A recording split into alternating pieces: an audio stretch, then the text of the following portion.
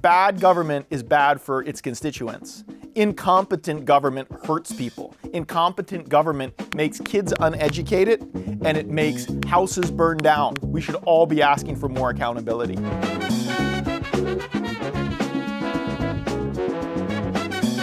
I do a week in California a month. I've been doing this schedule for almost 15 years. My week in California was in Los Angeles. It kind of was burning down. I got evacuated from my own house. I literally had a fireball chase me down La Cienega. And if you know where La Cienega is, that's like the center of town. Like I have a house on Sunset in La Cienega, and I look out the window of my rear view window of my car and I see a fireball. That's probably not the way you want to be spending your day. So I arrived in Los Angeles on January the 6th, on Monday, and I could tell that the wind was really bad. You got a couple little warnings about, hey, this wind situation, the Santa Ana winds are bad. I was on a Zoom call on that Monday morning with a guy who was saying, wow, this tree behind my house looks like it's going to fall over and knock the house down. So that was the backdrop. Little did I know, within 24 hours, the big fire north of the city, north of downtown, that fire started and it just decimated parts of north of downtown. And then the next day is when I believe that the fire started in Palisades. And I've got a lot of friends in Palisades who lost their houses. That's tough to process. And the thing that was crazy about it is the speed with which it happened. So this all happened in like 48 hours. I got there, I saw it was windy on Monday morning. By Wednesday night, these people had lost everything. It wasn't like there was this buildup of, oh, the fires are coming, oh, let's evacuate. No, it was like, get out of your house now. And it was burned down the next morning. I thought I was out of the woods because the two fires, I'm in the center of Los Angeles, for lack of a better word. My house is in West Hollywood. And so the one big fire is downtown over here. The other big fire is Palisades down here, which is Santa Monica. So I'm in the middle. And I literally told someone jokingly, I was like, well, if the fire comes to me, we're in trouble because that means all of Los Angeles is burned down. But what I didn't realize is that a new fire could start, and that's exactly what happened. Turns out it was probably actually arson, by the way, that started the Sunset Fire behind my house. Why was the Sunset Fire able to be put out so quickly? Turns out the reason the Sunset Fire was able to be put out so quickly is there was a water supply that was readily available for crews to use. Part of the reason that the Palisades Fire has been such a disaster is that the water supply that would have been used to support it literally was closed. And the public officials actually wrote a memorandum out to the rest of the government saying, hey guys, you know that there's a safety risk because our reservoir is empty. Now, they thought that they were out of the woods because in general, fire season is not in January. But if you get the Santa Ana winds in January, which is exactly what happened, you end up with a fire season in January and literally no water. So you literally read these reports about firefighters who are in the Palisades trying to save somebody's house, and there's no water pressure to the fire hydrant. That is incompetence at the highest possible level. That is a failure of government in its most basic public service. You know, this really reminds me of, I remember during COVID, my focus was getting the schools open. And sometimes the reason the schools needed to be open was different in various geographies. So in Bucks County, where I'm from, a lot of it was around, we wanted in-person education. We felt it was superior for the kids. One of the groups that I backed, the school board in Harrisburg, very left-leaning progressives, a guy named Pastor Earl who I backed. And Pastor Earl's crew, again, I think we disagreed probably on every other piece of policy other than keeping the schools open. You know what Pastor Earl told me? He said, you know why I got to keep the schools open, Paul? I got to keep the schools open because if the kids aren't in school, they're out shooting each other. That was what his problem was. And we did a press conference on the steps of the state capitol in Harrisburg.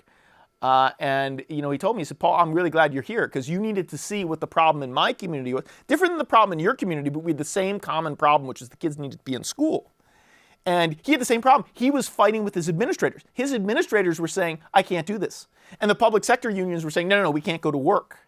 And so the basic government officials that were elected and appointed by our elected officials, they let him down. They let me down.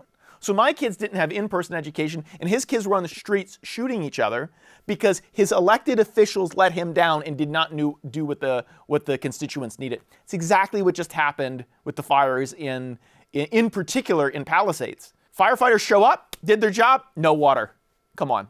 That's just not acceptable. And these people need to be held accountable for incompetence. It's not a political issue, though. People are going to, it's climate change. No, it's not about those things. If you have elected officials that know what they're doing in place, you don't have these problems. I actually have a friend who's interviewing for medical schools for his, it's my niece's friend. He comes into town. He's never been to Los Angeles before, and he's coming to do some job interviews.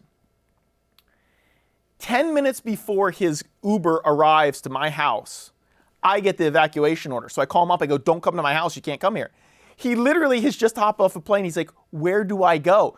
I say to him, I don't know. I'll have to call you back.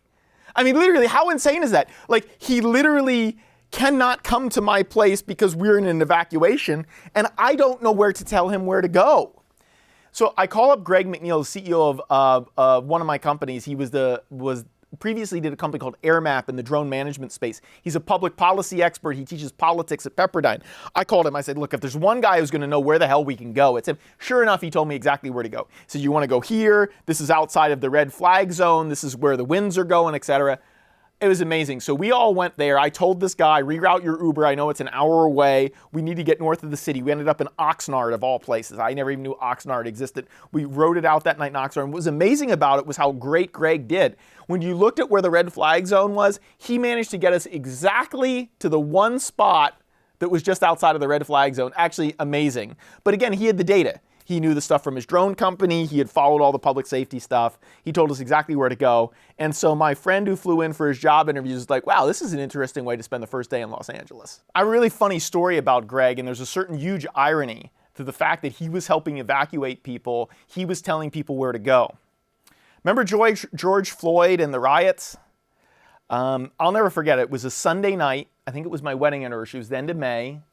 And I get a phone call. And I'm at my house in Philadelphia, and it's Greg McNeil. And Greg doesn't usually call me on a Sunday evening. He says, Paul, I got a problem. I said, what's that? He says, my office is on fire. The police won't come. It's in Santa Monica. It's going to burn to the ground. I was like, well, Greg, I'm 3,000 miles away in Pennsylvania. I'm not exactly sure what you expect me to do. He's like, no, dude, I just need to talk to somebody. And Greg was literally there watching his office of AirMap burn to the ground. So there is a certain irony that years later, I was in person with him during the California wildfires of 2025, as he was the person most responsible for evacuating people that I knew, because he knew exactly where to go to the high ground. It was actually quite satisfying, I think, for both him and me to know he helped as many people as he did, given how helpless he was during the Floyd riots, which burned down his office. I have a lot to say. I have a lot of friends who lost everything.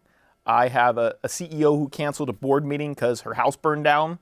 I mean, it is a remarkable situation. The speed with which this happened is crazy. But, you know, I do want to say this. It reminds me of something. It reminds me actually of what happened during COVID for a couple reasons. First off, the streets were largely empty.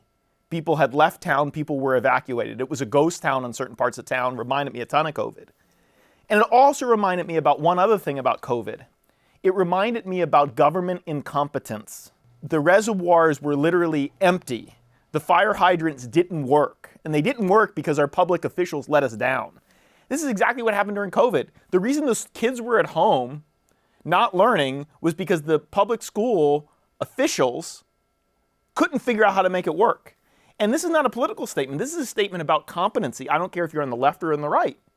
Our public officials let us down this week in California. Our public officials let us down during COVID all those years ago. And so there's a certain irony that I happen to be at the center of it both times in Bucks County as part of, Bucks County, USA, the film that we're at Sundance talking about. And then, of course, right in the center of West Hollywood when the Sunset Fire happened. Just crazy to me. Bad government is bad for its constituents. Incompetent government hurts people. Incompetent government makes kids uneducated, and it makes houses burn down. We should all be asking for more accountability.